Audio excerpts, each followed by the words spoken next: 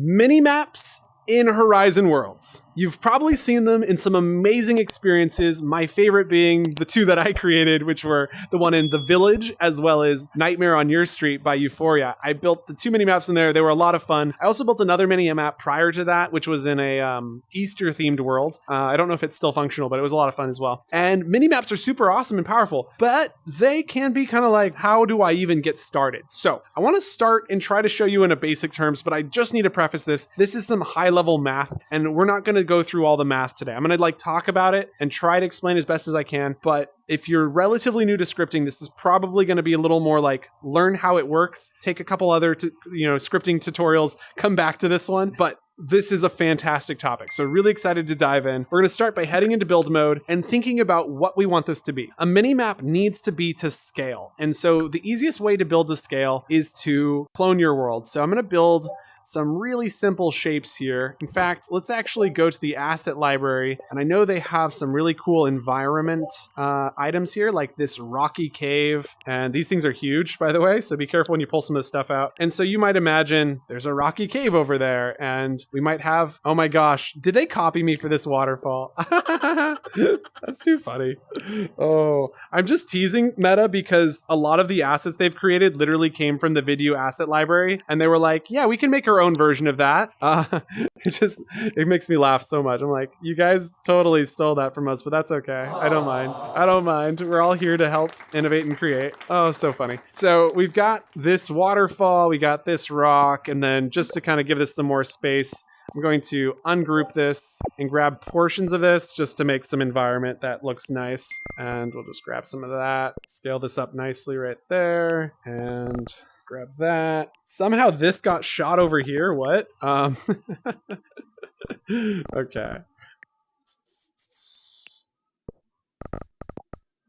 Okay, and delete that. All right, so this is our map, okay? We're gonna walk around this map and we wanna know where the players are at on this. So the first thing you wanna do is make a map of it. And I also wanna put some content here in the middle. So I'm just gonna duplicate in a few of these just to give some kind of like nearby references.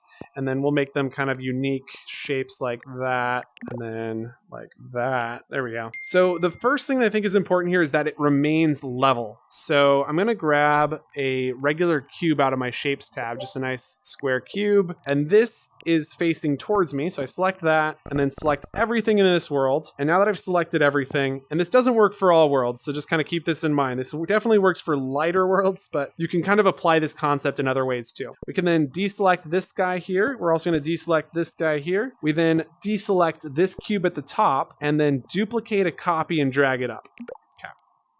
So here's a copy of our world. We can now group it together and we can then delete this cube here. Now, the next step that we want to do is really make this to scale on small. So now if we scale this down, we need to scale it like this. And when we scale it, we get one really cool benefit here, which is that because we grouped it before scaling it, under the attributes tab, you'll see that the scale is 0.03. So this tells us exactly what the size is. So if I set this to 0.02 on all of our scales here, we should have an easy number to work with. This is 1/50th the scale of the world.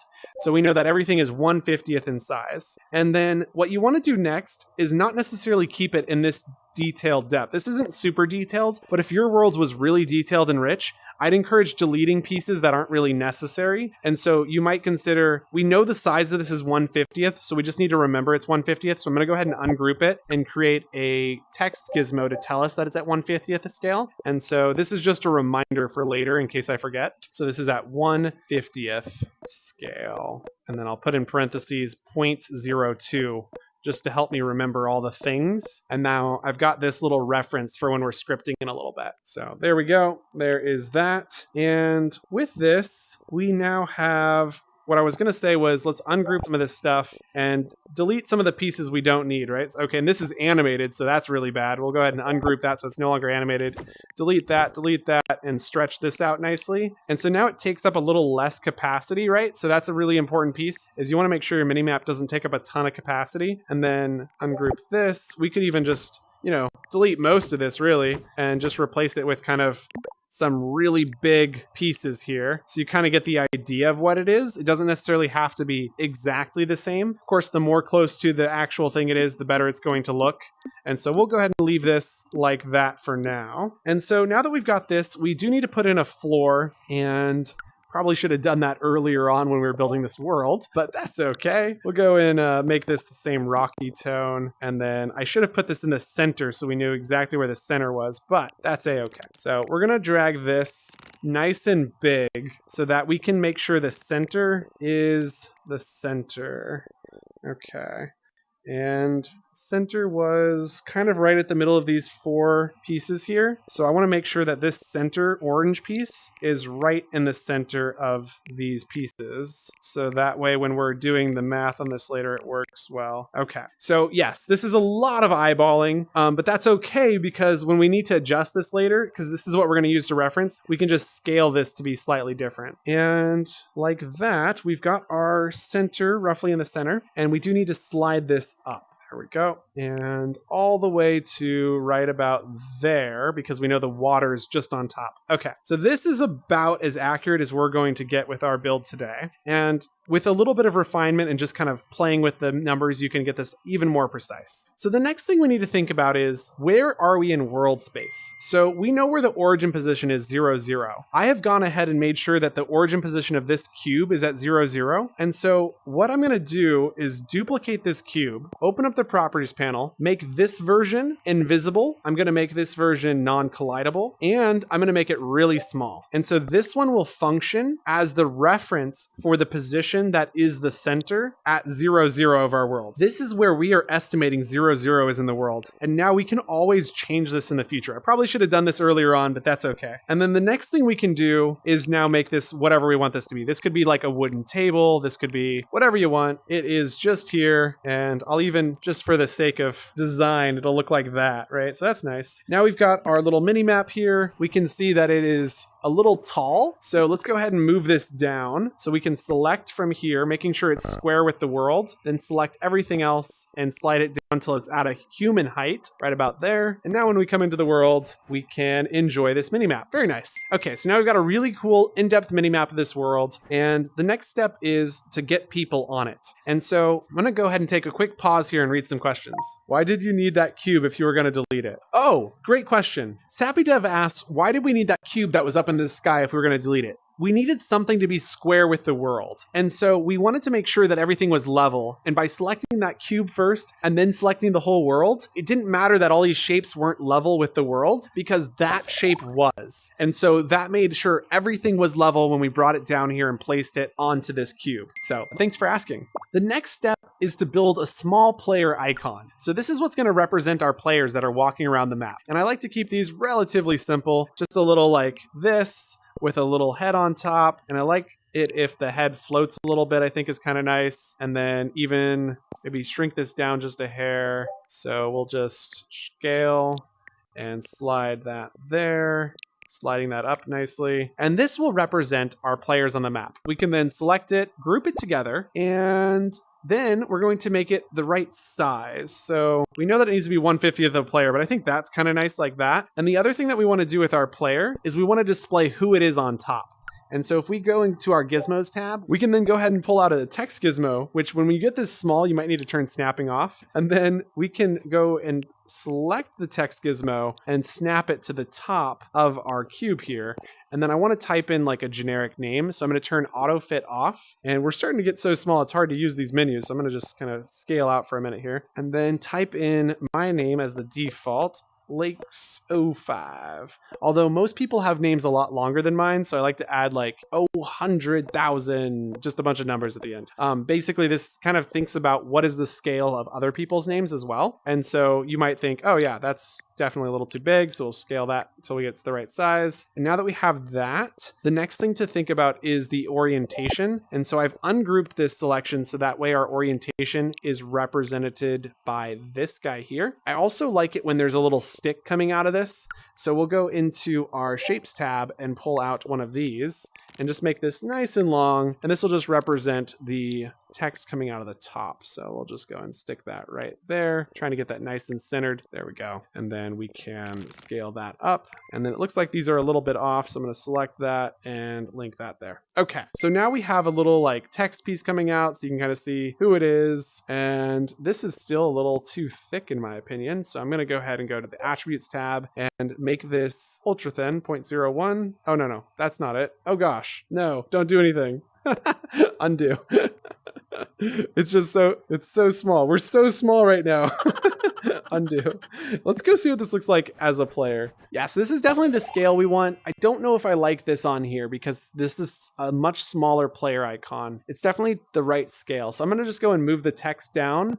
And yeah, sometimes this is just kind of like figuring out what you like and don't like. So there we go. Now that we've got this in place, we want to select the text object first. This is going to be important for orientation. So you can see the Y is pointing up, and that makes sure that this Y is always pointing up. It also makes sure that the Z is pointing towards us. We'll go ahead and group those together. And now we have our first player icon. The next thing I want to do with this is color it. And so I like to color mine all unique colors. Sometimes I script the color in. Today I'm just going to color it like that. And now that we have our color, I'm going to change it to a different color that I like even more. Boom, nice. So we got our favorite color up in here. And the next thing we want to do is pull out a gizmo. It's time to start scripting. And so we're going to keep this relatively simple to start. And when I say relatively, I mean relatively. So bear with me here. So I like to call these are PLID icons because there's going to be one for each player. We don't need when world is started. What we need to know is when the player enters the world. Go ahead and bring over when player enters the world and when player exits the world. Now that we've selected both of these, we can make sure that this has an event running when the player is online. And so we'll go to our variables tab. The first thing we need to do before we can do that is create a new variable, which is a number that represents I am for player ID number.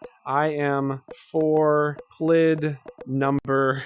And this is a long one, but we'll go ahead and click confirm. And we're going to start with 0. So I'm the only person here. So I am 0. And when we duplicate these, we can change these numbers to be 1, 2, and for how many players you have in the world. And so what you do then is back on the events tab, grab the if statement so we can check to make sure that I am the player that's entering or exiting. So we say if equals, and equals is found at top of operators. We can then scroll down to player and we can get the player's index. Dragging that into the A slot, we'll check the player's index will return 0 since it's me. And then we check that against this I am 4 number. And now that we've confirmed that this is who it is, it's me, then we can start running the event. We'll go ahead and duplicate that down here. And then we want to create an event loop. And so we'll then say when event is received. And I'm actually wondering if the easier way to do this might be slightly different. Yeah, I've got a better idea. So let's go ahead and delete this. Back on our variables tab, we're going to create 2 more variables. One will be a Boolean called can loop, which is going to say you can loop. All right, so we have the Boolean variable can loop, which tells us when we can and cannot loop. We'll then create another variable, which will be a player ID, and this is called myPLID. So this will be who the player is. And so when the player enters the world for the first time, we're going to set these values. So we set, and then we can now set the can loop value. We can set the my player ID value. We can drag this player pill down so that we've saved this player as this player variable here. Then back on our values tab, we can find the Boolean input and set this to be true. And now we've set the can loop to true. We'll duplicate this down into exit and set it to false. We don't need to delete this my player ID. That's totally fine to just leave it as is. And the next thing we need to do is create the loop. So back over here under our events, you will find this really cool new code block called onUpdate. If we drag this in here, we can now run this for every frame of the world. And if we bring over this if control code block, we can bring can loop down, thumb sticking to the right to duplicate. And now we will only run these actions if can loop is set to true. So this is going to be pretty nifty. It's a new way I haven't really used before, but I'm excited to try it out. But before we go any further, I think we need to talk a little bit more about the variable for the text object, because this script is attached to this object itself. So we can drop down and select the player ID icon script. And then we need to reference this text object at the top. So let's go do that real quick. Under the variables tab, we'll create a new object called text obj for object, click confirm.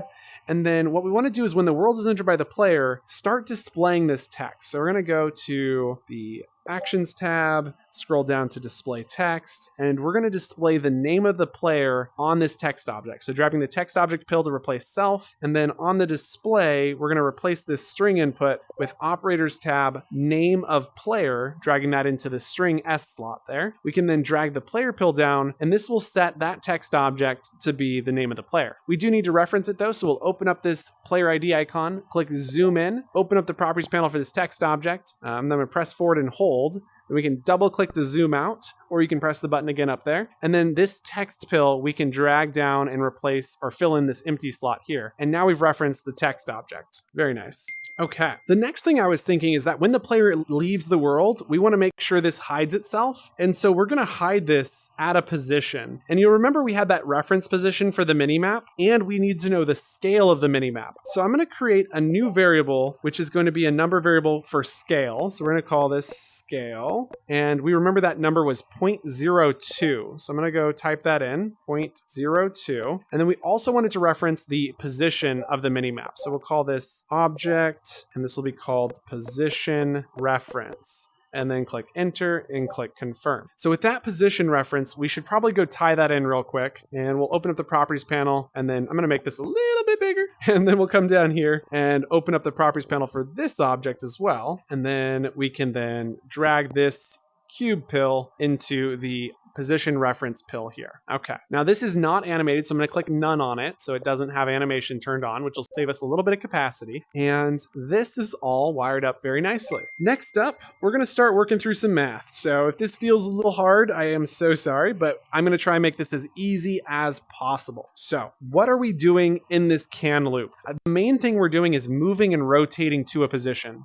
So I'm going to go here and grab move to, and I think I'm going to use over time, and I'm also going to use rotate to over time. Now this is going to be my first time using delta time, so I'm not really sure what's going to happen, but we'll go and find out. So there we go. And then we are moving self, so that's okay, but we aren't moving or rotating to these positions. The position we're moving to is the position of this cube plus the transformation of where the player is in the world relative to the center of the world and then relative to this cube. If you're not following along, I will show you the math, and I think it'll start to make a little bit more sense. So what we need to do is on our operators tab at the top, grab this plus symbol, drag that into the position slot, then scroll down to object where you'll find position of object, placing that in the A slot. Now the object that we're referencing is that object we just tied in, the position reference. So that's the position we're starting with, and we know that represents 0, 0 in the world. So then the next position we need to know is, and you have to work backwards with me, and I'm sorry, I'm so sorry, but we have to start with the last step, which is to multiply by the scale. And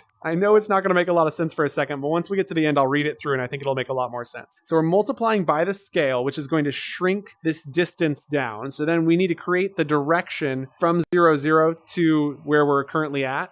So we go to our operators tab and grab a minus symbol, dragging that into the A slot, where we can put the position of the player subtracted from 0, 0. Actually, do we even need to do that? Because we've referenced it at 0, 0. I don't think we even need to do that. Ooh, never mind. Might be a little easier than I thought. So we're going to just go grab position of player from operators, put that into the A slot. The player is our player from the variables tab, my player ID. The position we're going to reference is their torso. And like that, we should have it moving to the right position. To test this, I'm going to delete rotate to for just a second. And there it is. It's not in the right spot. The world is started. If I come in as a player, does it move? Yes, it does. It does. Oh, look at that. Okay. It's a little jittery, I think. Oh, this is so exciting. It needs to be moved up though. The position is down too much, and so it needs to move up. And the way we can do that is by factoring in the height of this object, because that's what's the problem. See, it's moving it to 0, 0, but the height needs to go up by just a hair. Just an absolute hair.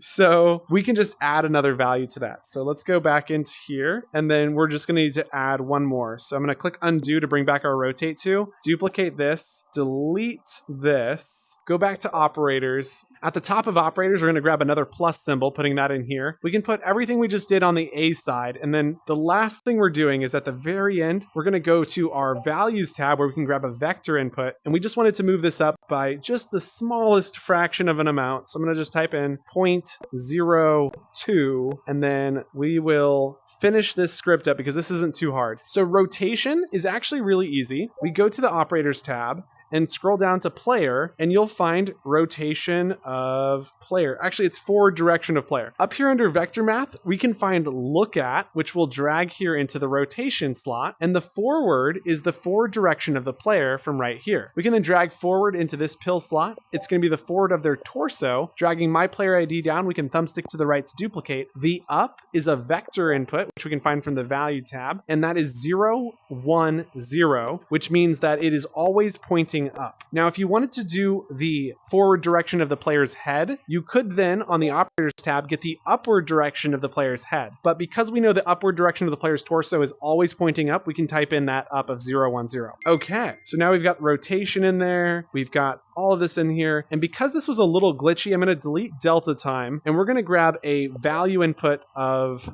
0.5 and type that into here, which should just make this move a little bit smoother. And let's give it a go. Yeah, stop and play, head into play mode, and we can see there I am. Pretty accurate. Yeah, that is perfect. Look at that. You can see me moving around, jarting. Oh, that's so cool. And it even looks with me. You can see that my head is, like my name tag is facing in the direction I'm facing. So you can see which direction I am. And if I jump on top of something, my player is in 3D space. So you can see it's actually carrying 3-dimensional space. It's so hard to show you, but because this can be moved anywhere, I'm just going to go ahead and stop the world for a second, move this mini map to wherever we want it. We can just group it together and move it anywhere. So I'll move it up here, for instance. And then if I come in, play the world, play, and then visit as a player, you'll see I am on top of that. Look at that. It's accurate. Oh, so cool. And you can see it actually has me on top of this. The height accuracy is just perfect. We nailed that. Wow. I'm so proud. This is exciting. Oh my goodness. I love building mini maps. We need to do this more often. This is awesome. Okay, there's a couple more things I want to show you because as cool as this is, sometimes you don't want it to be in 3 dimensions. Sometimes you just want it to be in 2 dimensions. So I'm going to go ahead and move this back over here. And there's a couple more things we need to fix before we do 2 dimensions. So let's start by fixing the problem where when the player leaves the world, the player icon just stays there in space. When the player leaves, we need to move to a different spot. So usually what I do is I just click move to and I move it to 0, 0, 0. And that's a great way to move it. But what we might want to do is go to the operators tab, grab the minus symbol and move it to the position of that reference object, which is like right at the top of that, and then subtract from it with a vector input. And then if we type in the Y like 0.25, it's going to move all of the player ID icons to this position right in the middle of that cube. So you can't see them when they leave the world. And what we can also do is say when world is started, move them there as well. So we'd say when world is started, move to this position. So that way they're always out of sight. So just thumbsticking to the right to duplicate that whole line. So we're always hiding that below the world. So if I hit play, it should be hidden. And then we'll see it that it's hidden inside of this cube here. Nice. So that is never going to be seen until I come into the world and then I'm back on the map. Oh, I love the way that kind of rose out of the ground. I'm a zombie. That's so cool. So this is a lot of fun.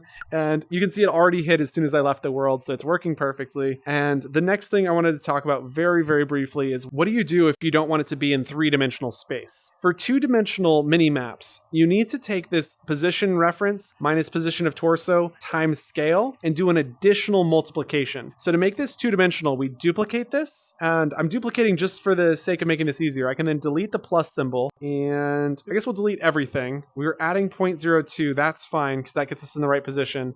And yes, okay, wait. So this was right. So here we have the multiplication, delete scale, and then grab this here, taking position of player, putting it into here. Okay, so what we're doing is we're taking the position of the player and we're removing the Y component. So the Y is your up and down component. So if we go to our values tab, we can grab vector input and type 1, 0, 1, which will keep the X and the Z, but remove the Y. And now we can move this value back into our number up here. So everything stays stays the same except for we've added this additional multiplication. So it's still adding to the original position reference. It's still multiplying by scale, but before we multiply by scale, we multiply by this to remove the Y up and down component. And now that will be in the right position without the height factoring in.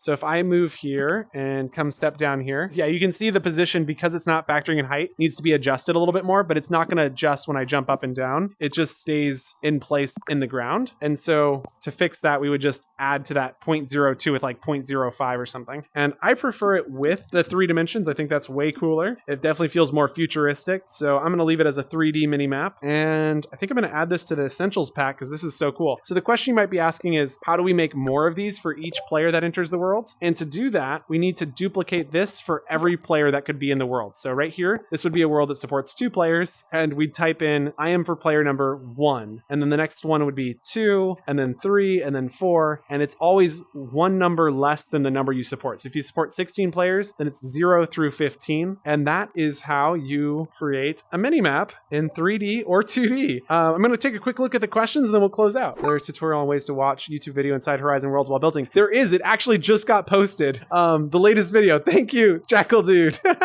So appreciate that. 3D minimap was something I was thinking about this week. I would love to see that. Oh, so great to show you that then, Byron. For some reason, my Surf Facebook 3 graphic card not supported issue. Oh, that stinks. Yeah, VR is pretty picky about your computer's graphics specs. It is so painful. We had to I literally returned a computer because the graphics wasn't the right one. It's so frustrating. Yeah, I might just have to ditch laptop and just move to PC. It really stinks. I totally agree. I would rather be on a laptop too. Time plus delta time, no. I don't know. I don't really understand delta time. I'm sorry. You might understand it a lot better than I do. Use player head instead of torso to help with the height. Oh, that's a good idea. I'm glad you liked it, Byron. I am so glad you liked it. So glad you've enjoyed that. This has been a lot of fun. I've really enjoyed this myself. I'm going to work on this again some more later, but this was a lot of fun. Thank you guys so much for asking. If you have more questions about this, please just ask and leave them in the comments. I gotta do a closing for this anyway. So we'll call this 3D mini map and then add that to the please sort and create. Okay. Well, this has been awesome. Absolutely enthralled with this. If you have any questions, be sure to leave them in the comments. Please give us a like. Be sure to subscribe for more content like this. You can join us on Sundays for more live tutorials. They're at 4 p.m. Pacific, 7 p.m. Eastern, and we look forward to seeing you there as well as in Horizon. Bye!